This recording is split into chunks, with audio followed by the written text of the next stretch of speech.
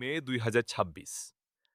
ঈদের বাজারকে কেন্দ্র করে পশ্চিমবঙ্গের বিভিন্ন জেলায় গরুর ব্যবসা জমে ওঠার কথা ছিল, কারণ প্রতি বছর এই সময়েই সবচেয়ে বেশি গরু বিক্রি হয়।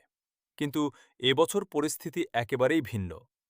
ভারতীয় সংবাদ মাধ্যমের তথ্য অনুযায়ী পশ্চিমবঙ্গ সরকার পুরনো অ্যানিমাল স্লটার কন্ট্রোল অ্যাক্ট নতুন করে কঠোরভাবে কার্যকর করার ঘোষণা দেয়। এই নিয়ম অনুযায়ী সরকারি সার্টিফিকেট ছাড়া গরু বা মহিষ জবাই করা যাবে না। ১৪ বছরের কম বয়সী গরু জবাইয়ে কড়া সীমাবদ্ধতা আনা হয়। এছাড়া অবৈধ পশু পরিবহন ও সীমান্ত পাচারের ওপর নজরদারি বাড়ানো হয়।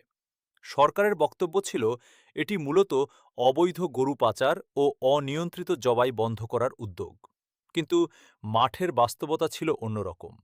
এই ঘোষণার পরপরই বাজারে আতঙ্ক ছড়িয়ে পড়ে। অনেক ব্যবসায়ী ভাবতে শুরু করেন, কোথাও যদি কাগজপত্রে সমস্যা হয়, পুলিশি ঝামেলায় পড়তে হয়, গরু পরিবহনে বাধা আসে, ফলে অনেক পাইকার ও বড় ক্রেতা হাটে আসাই কমিয়ে দেন। হাটের বাস্তব চিত্র মালদা, মুর্শিদাবাদ, উত্তর দিনাজপুর, নদিয়া, পশ্চিমবঙ্গের একের পর এক পশুর হাটে একই দৃশ্য দেখা যায়। খামারিরা ট্রাকে করে গরু নিয়ে আসছেন, কিন্তু ঘন্টার পর ঘন্টা দাঁড়িয়ে থেকেও বিক্রি করতে পারছেন না।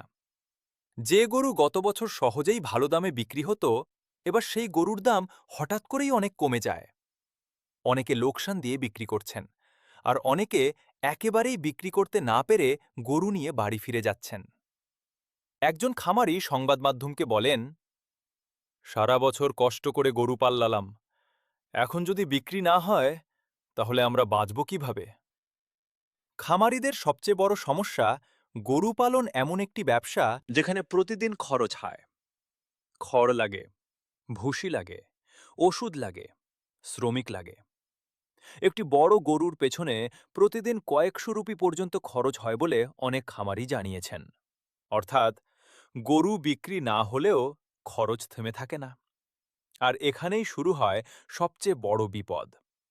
অনেক খামারি ব্যাংক বা এনজিও থেকে ঋণ নিয়ে গরু মোটাতাজা করেছিলেন। কারো আশা ছিল ঈদের বাজারে লাভ হবে, কারো স্বপ্ন ছিল নতুন খামার বানানোর। কিন্তু এখন সেই স্বপ্ন ধীরে ধীরে দুঃস্বপ্নে পরিণত হচ্ছে, কারণ বিক্রি না হলে ঋণের কিস্তি বন্ধ হয়ে যায়, নতুন খাবার কেনার টাকা থাকে না। অনেক পরিবার দৈনন্দিন খরচ চালাতেও হিমশিম খাচ্ছে।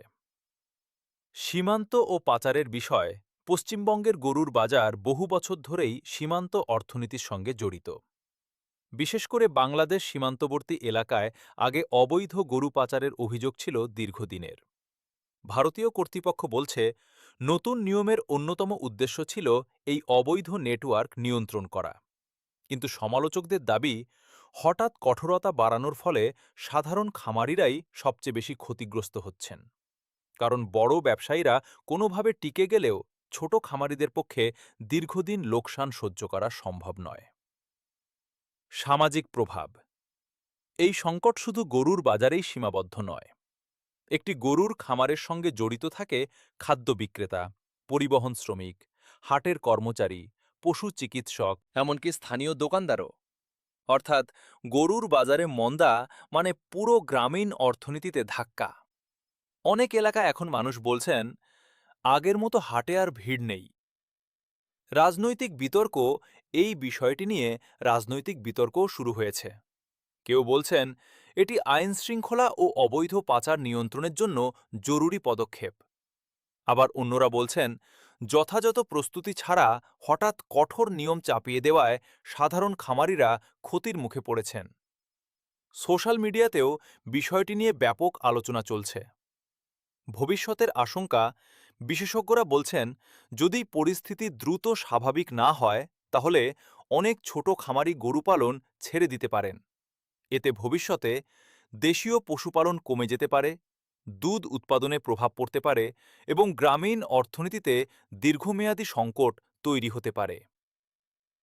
এন্ডিং, একটি গরুর পেছনে শুধু টাকা নয়, জড়িয়ে থাকে একটি পরিবারের স্বপ্ন, একজন বাবার আশা, একজন মায়ের সংসার, একজন তরুণের ভবিষ্যৎ।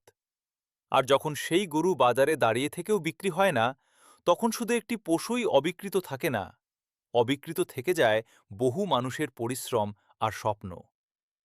পশ্চিমবঙ্গের এই সংকট শেষ পর্যন্ত কোথায় গিয়ে দাঁড়াবে তা সময়ই বলে দেবে।